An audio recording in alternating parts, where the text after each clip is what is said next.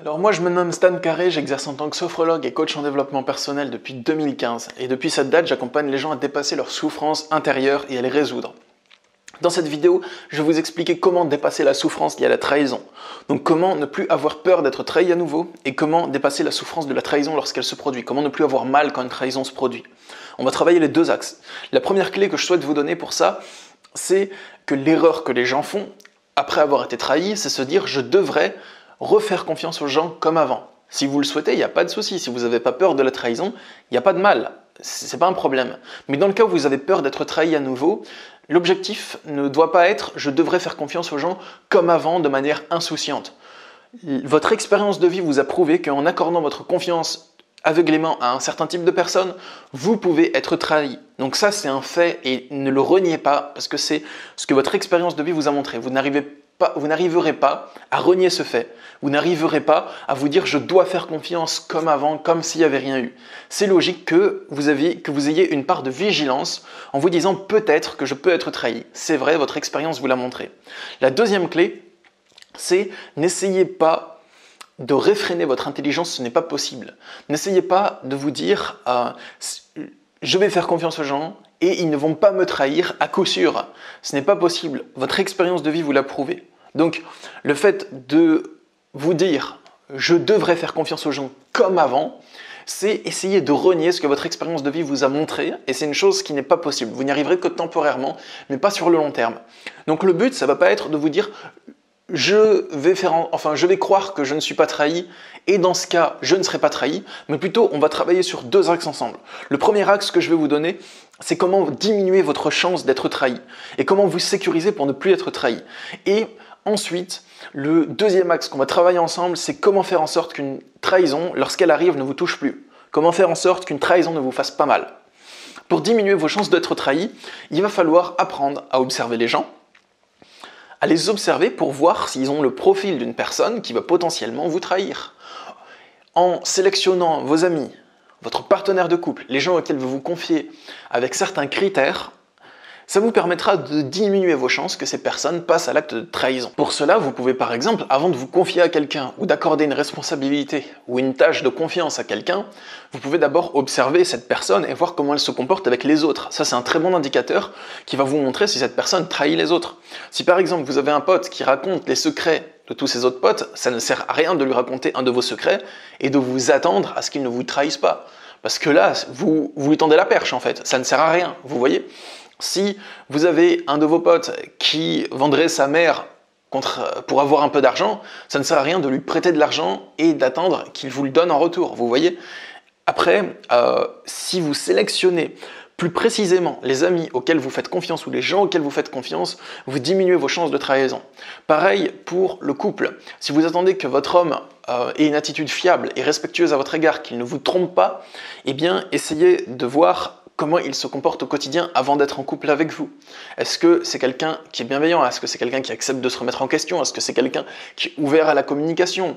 Est-ce qu'il est constant dans ses intentions? Est-ce qu'il tient à son engagement? Si vous ne voulez pas que votre partenaire de couple vous trahisse, par exemple, vous pouvez voir déjà est-ce qu'il respecte ses petites promesses avant de respecter les grosses. Est-ce qu'il respecte les petites promesses? Est-ce que quand il vous dit « je te promets qu'on fait ça demain », il tient sa promesse ou est-ce que c'était juste des paroles en l'air? C'est important de voir tous ces détails-là et ça vous permettra déjà de vous sécuriser et de diminuer votre chance d'être trahi. Ensuite, les amis, le quatrième point clé que je souhaite vous donner, ça va être de dissocier la trahison de ses conséquences. Occupez-vous surtout des conséquences de la trahison. Ce que je veux dire, c'est que la trahison, c'est quelque chose qui va vous toucher de deux manières.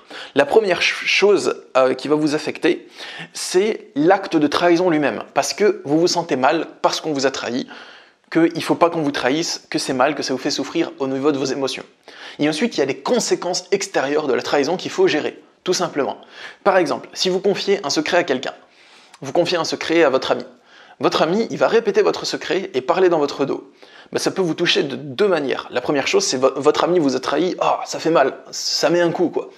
Et deuxièmement, Ce qui va vous toucher, c'est les conséquences de la trahison, parce que s'il parle dans votre dos, peut-être que des gens vont être au courant de votre secret, et que ces gens vont peut-être vous en vouloir, ou que vous allez avoir des conflits avec des personnes, et ça, il faut gérer.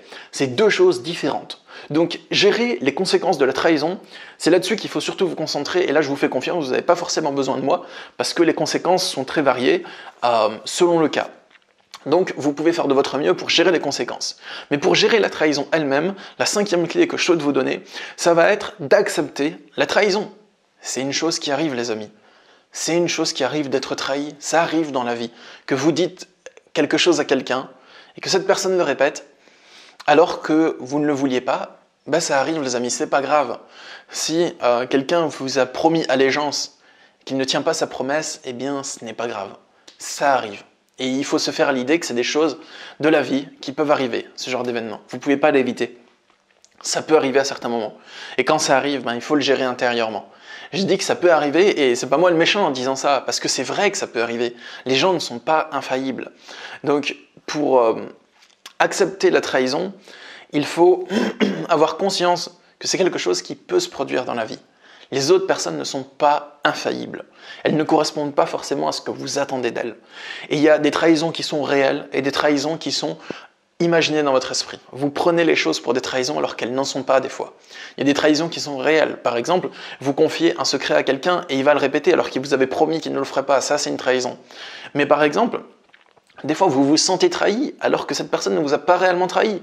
Si vous attendiez que votre enfant suive la voie professionnelle que vous avez choisie pour lui, et en fait, il arrête et il fait autre chose, et vous vous sentez trahi, c'est pas une réelle trahison, c'est juste une personne qui prend sa liberté et qui écoute son cœur.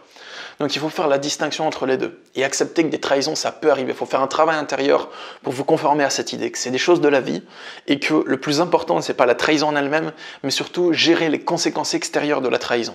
6e, pour éviter que la trahison se produise, ne faites pas porter le poids de vos secrets aux autres personnes. C'est un poids qui est trop lourd à porter pour leurs épaules. Peut-être qu'ils vont vouloir s'en décharger auprès d'une autre personne.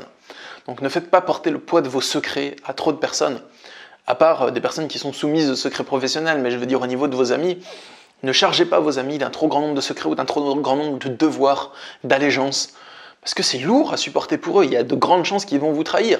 Si vous avez votre meilleur pote et que vous lui donnez une liste de 20 secrets qu'il ne doit pas répéter, plus pour vous prêter allégeance, pour être loyal envers vous, il ne doit pas parler aux personnes que vous aimez pas, il doit éviter d'aller dans les endroits où ces personnes se trouvent et tout. Wow, vous essayez de contrôler les gens, vous leur imposez des trucs qui sont trop lourds, les amis.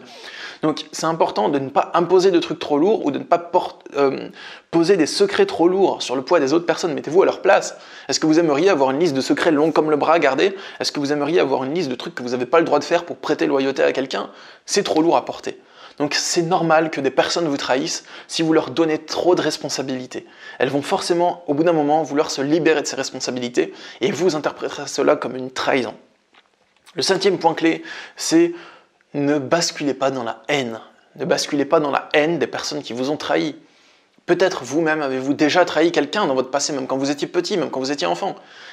Peut-être que vous avez déjà au moins une fois dans votre vie fait un acte qu'une autre personne a prise pour une trahison. Est-ce que quelqu'un s'est déjà senti trahi en réponse à vos actes? Peut-être, mais peut-être pas aussi. Ça ne sert à rien de basculer dans la haine. C'est pas parce que vous allez haïr les gens qui vous ont trahi que vous allez pouvoir vous soulager de ce poids. Les gens qui vous ont trahi, c'est comme ça. D'accord? Peut-être qu'il y a des gens qui sont pas méchants mais qui vous ont trahi quand même. Et peut-être qu'il y a des gens qui l'ont fait pour vous nuire et parce que c'est des manipulateurs et puis ça arrive. Les haïr ne réglera pas le problème, ça vous fera juste souffrir davantage. Donc entourez-vous de personnes fiables. Ok, c'est important. Entourez-vous d'amis fiables. Mais trouvez le juste milieu entre accepter qu'ils puissent ne pas se comporter comme vous l'avez prévu tout simplement, que ça puisse arriver en fait. Et le 8e point clé, les amis, c'est protégez-vous et ne jugez pas le traître. La personne que vous considérez comme un traître, ça ne sert à rien de le juger, de lui dire « bouh, sale traître, au bûcher ». Non, ça ne sert à rien les amis. Il vous a trahi, d'accord, traitez-le dignement. Traitez-le comme une personne digne de respect. Mais si cette personne est toxique, éloignez-vous de cette personne. Et ça, j'insiste là-dessus. Si la personne elle est toujours toxique, ça ne sert à rien de lui faire confiance à nouveau. Ce que je veux dire, c'est que si une personne vous a fait beaucoup de mal et vous a trahi, ça ne vous sert à rien de vous acharner contre lui, d'essayer de le punir, d'être dans la haine, dans la colère, ça va juste vous faire souffrir intérieurement.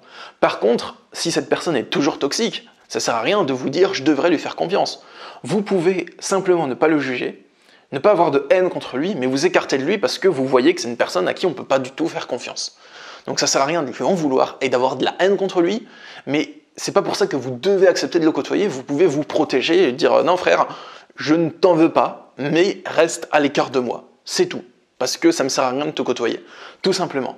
Comme la métaphore que j'emploie souvent, si un scorpion vous pique la main, ça ne sert à rien de prendre une pierre pour l'écraser. Il suffit juste de vous écarter du scorpion, il ne vous piquera plus, de vous maintenir à distance. Si une personne a un comportement qui est très souvent toxique, eh bien éloignez-vous de cette personne. Et si une personne n'a pas un comportement toxique, mais qu'elle est un peu tête en l'air, qu'elle oublie des trucs et que vous prenez ça pour une trahison, eh bien dans ce cas, ne demandez plus à cette personne de faire des choses qu'elle n'est pas capable de faire. N'accordez pas une confiance à l'autre qui pèserait sur ses épaules et qui serait plus lourde que ses capacités. C'est comme si moi je vous dis je te fais confiance pour m'écrire un livre dans une semaine. Je te fais confiance, je sais que tu peux le faire, je sais que tu en es capable. Écris-moi un livre de 300 pages dans une semaine. Et que vous n'y arrivez pas, et que je prends ça pour une trahison, ce serait juste ridicule. Donc n'accordez pas une confiance à l'autre pour quelque chose qu'il n'est pas capable de faire, et vos relations avec les autres seront beaucoup plus saines. Comme ça, vous n'allez pas demander aux autres de faire des choses, de garder des secrets qu'ils ne sont pas capables de garder parce que simplement, ils n'ont rien demandé, ils ont envie d'une vie plus légère, ce qui est leur droit. Voilà les amis, il faut trouver un juste milieu entre se protéger des gens toxiques, ne pas accorder votre confiance aux personnes qui ne seraient pas forcément capables de la tenir parce que ça ne correspond pas à leur être, à leur capacité, et aussi vous entourer de personnes fiables et virer les personnes toxiques de votre entourage. J'espère que cette vidéo vous a plu, n'hésitez pas à la partager sur les réseaux sociaux pour diffuser ce message. Et sachez que je suis disponible pour des consultations de coaching en développement personnel pour vous aider à dépasser vos souffrances intérieures et à régler vos problèmes extérieurs. Pour ça, il y a le lien pour me contacter dans la description de cette vidéo. Je consulte par Skype, Messenger ou téléphone. Sur ce les amis, je vous souhaite une belle journée. Je vous dis à bientôt. Au revoir.